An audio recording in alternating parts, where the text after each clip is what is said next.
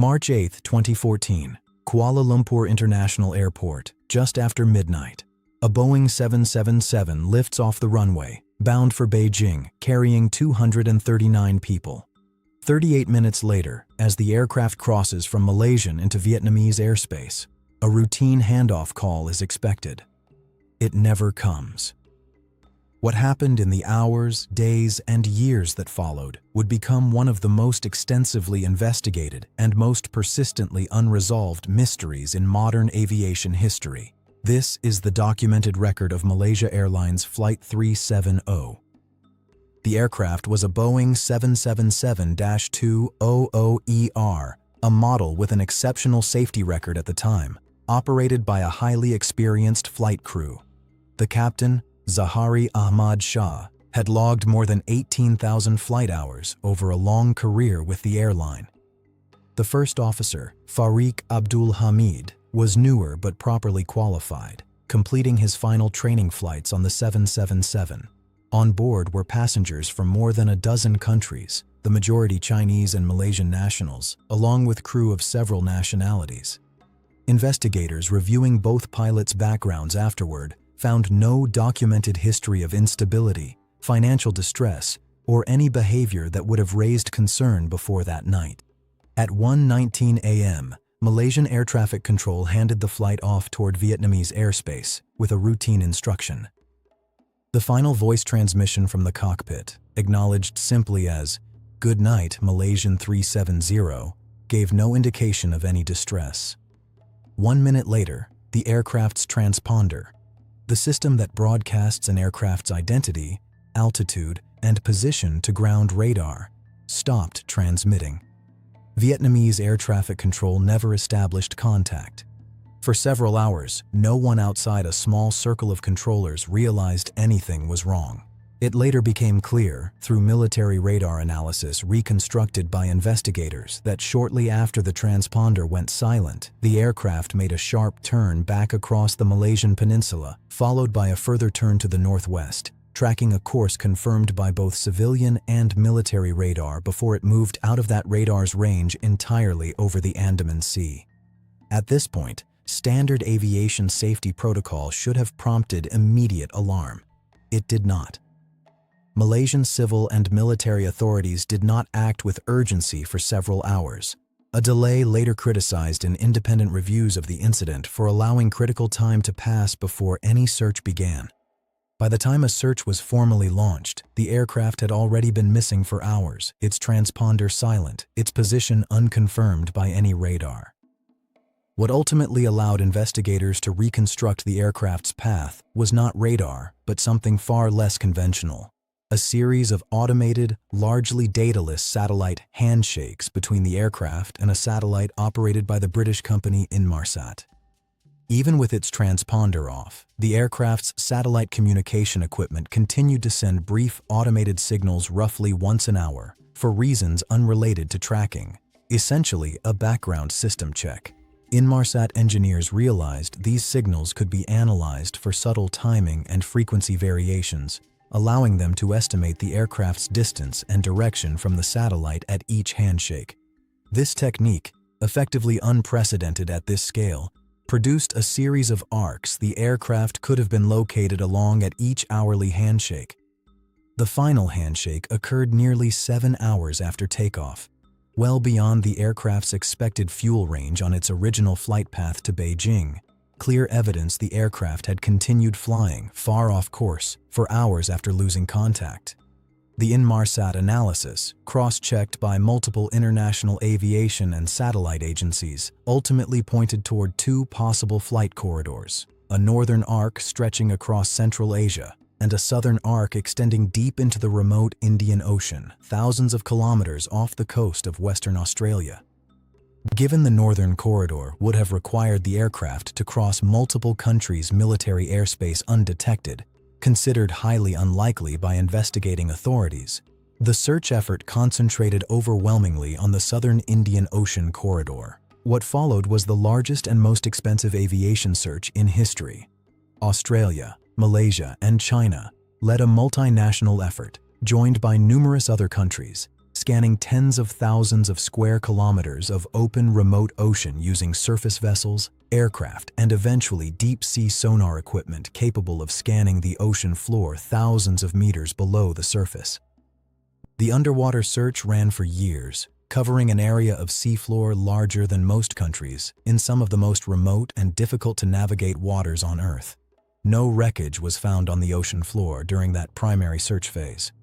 In 2017, after nearly 3 years, the official underwater search was suspended without locating the aircraft's main wreckage, a decision that drew criticism from some families of those aboard who felt the search had been abandoned prematurely. The case was not, however, without physical evidence. Beginning in 2015, more than a year after the disappearance, pieces of aircraft debris began washing ashore on islands and coastlines across the western Indian Ocean.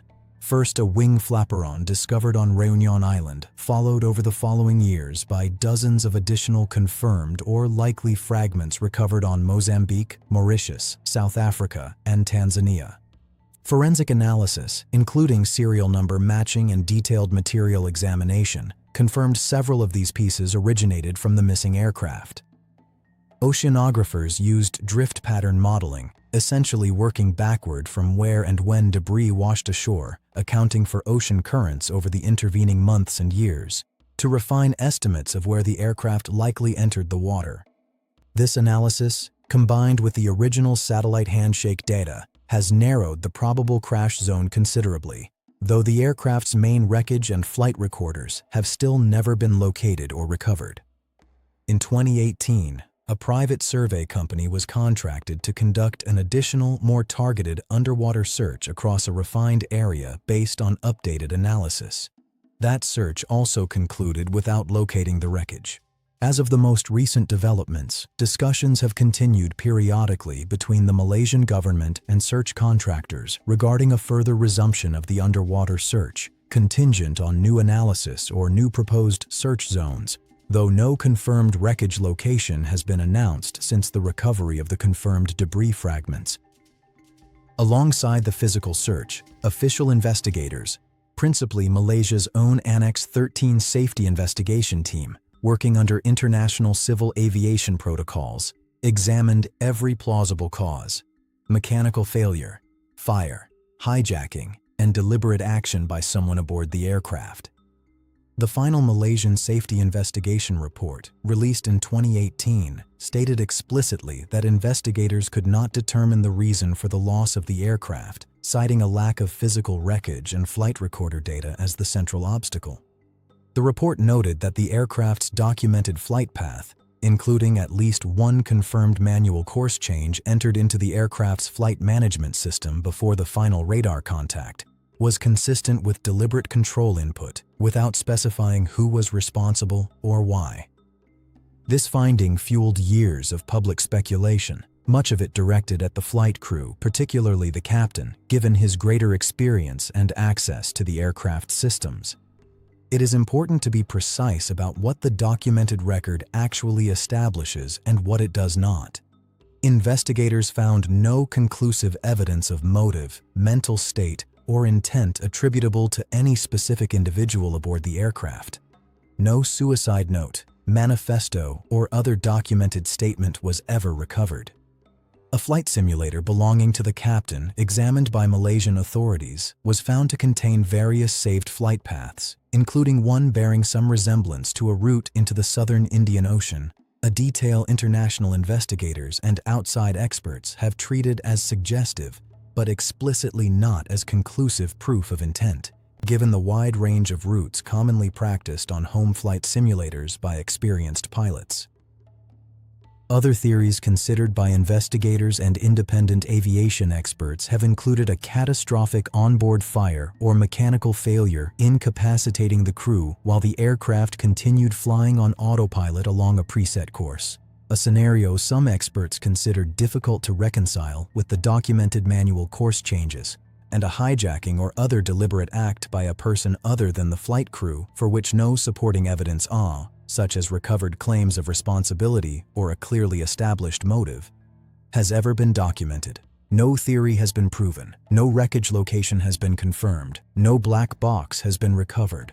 What is documented, beyond dispute, is that 239 people boarded a well-maintained aircraft, flown by an experienced crew, and the aircraft's transponder went silent 38 minutes into a routine overnight flight, followed by hours of continued flight along a path that led, eventually, into some of the most remote water on Earth. For the families of those aboard, the absence of a confirmed answer has meant an absence of closure that most air disasters, however tragic, do not typically leave behind. Advocacy groups representing next of kin have continued, in the years since, to push governments and aviation authorities for renewed search efforts, citing the significant narrowing of the probable crash zone achieved through drift analysis as justification for one more attempt. Consider the scale of the search effort more closely, because it is itself part of what makes this case historically significant. At its peak in the weeks immediately following the disappearance, more than 24 countries contributed ships, aircraft, and satellite imaging resources to a search that initially covered the South China Sea, the Strait of Malacca, and the Andaman Sea, before the Inmarsat analysis redirected the entire operation toward the remote southern Indian Ocean. That redirection alone illustrates how unusual this case was. Within days, the presumed search area shifted by thousands of kilometers, based not on physical sightings or radar returns, but on a mathematical reanalysis of automated satellite pings never designed for tracking purposes in the first place. The underwater phase of the search, conducted primarily by the Australian Transport Safety Bureau in partnership with Malaysian and Chinese authorities, used deep-tow sonar and autonomous underwater vehicles to map the ocean floor along the 7th Arc Corridor identified by the satellite data. The terrain itself posed a significant obstacle. This stretch of the Indian Ocean floor includes previously uncharted underwater mountain ranges, ridges, and volcanic features, some plunging several thousand meters below the surface, that had never been surveyed in any detail prior to the search. In the course of searching for the aircraft, investigators inadvertently produced some of the most detailed bathymetric maps ever created of that particular stretch of ocean floor, a scientific byproduct of an otherwise inconclusive search. By the time the primary underwater search was suspended in January 2017, survey vessels had covered approximately 120,000 square kilometers of seafloor, an area larger than many countries, without locating the aircraft. The decision to suspend the search was made jointly by the Malaysian, Australian, and Chinese governments, citing the exhaustion of the highest probability search zone identified by the satellite data, rather than any finding that the aircraft could not be in the broader region at all. The debris recovery that followed added a difficult new dimension to the case. Each confirmed fragment, from the Réunion Island flaperon in 2015 to later pieces recovered along the coasts of Mozambique, South Africa, Mauritius, and Tanzania, required careful forensic verification, cross-referencing serial numbers, manufacturing markings, and material composition against Boeing's original documentation for the aircraft. Some recovered fragments were confirmed as definitively originating from the missing aircraft.